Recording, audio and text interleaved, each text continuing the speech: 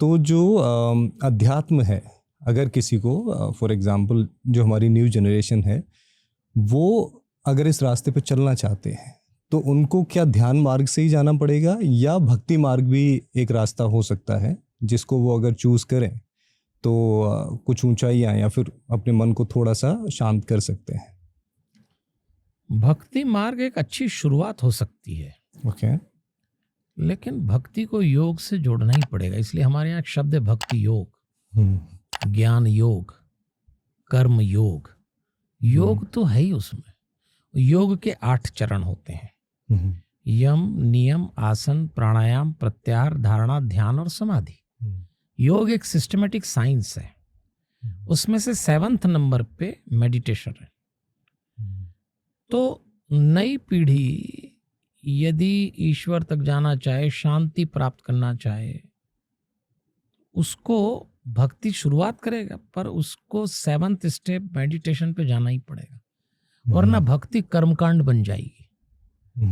वरना थोड़ी देर में कर्मकांड बन जाएगी। अगर आप उधर नहीं ले गए तो फिर आप दिन भर आरती करेंगे, पूजा करेंगे, मंदिर जाएंगे, ठाकुर जी नहलाएंगे, पूजा करेंगे। ये जितने लोग ये सब कर रहे हैं सब अशांत है, क्योंकि केवल भक्ति गलती हम कुछ लोगों ने क्या करी, उन्होंने कहा केवल भक्ति करेंगे, योग हमारा काम नहीं, योगियों का है।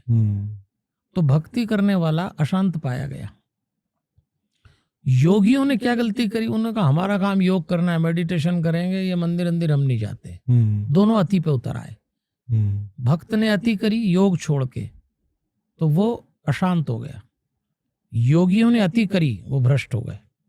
इसलिए बहुत सारे योगियों को आप पाएंगे कैसे कि वो भ्रष्ट हो जाते हैं। ओके, क्या कारण रहता है इसका? कारण यही रहता है कि वो ये योग को समझ रहे हैं कि योग हमने कर लिया, हमने मेडिटेशन कर लिया, हमने आसन कर लिया, हमने ये कर लिया, हम वो चले गए, हम एकांत में बैठ जाते हैं, लेकिन शरीर नहीं छूटा आपसे। ओके। तो जिस दिन शरीर पे आक्रमण कोई स्त्री या कोई पुरुष करेगा, उस दिन योगी भ्रष्ट हो जाता है। ओके। तो इसलिए भ्रष्ट हो जाता है। और एक जो सच्चा भक्त होता है वो क्या करने लगता है कि वो थोड़ा सा योग करे तो वो कहता है कि इस स्त्री की देह में भी वही भगवान है जो मैं देख रहा हूँ। ऐसा वो मान लेता है, ऐसा उसको फील होने लगता है। ओके, फील होने लगता है, फील होने। तो फिर वो स्त्री या वो पुरुष के प्रति उसके भ्रष्ट होने की संभावना कम हो जाती है। ओके। तो दोनों को मिला के चलना चाहिए। मेरा कहना है कि भाई योग की भी अति न करें, भक्ति की भी अति न करें। जीवन संतुलन का नाम है।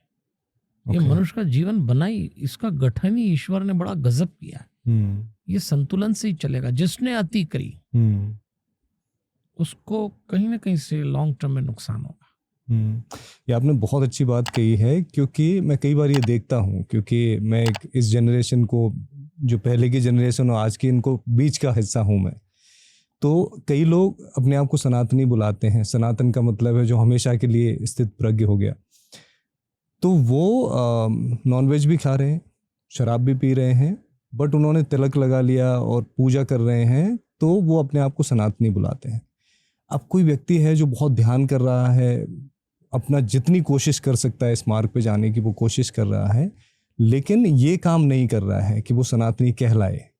तो अगर ये चीज़ क्लियर हो जाए कि आपको बैलेंस बना के चलना है, जो आपने अपनी बहुत अच्छी बात कही, तो मेरे ख्याल से बहुत क्लैरिटी आ सकती है उनके थॉट्स में। और बहुत एक आध्यात्मिक आदमी हर क्षेत्र में अच्छा करता है, तो वो हो सकता है।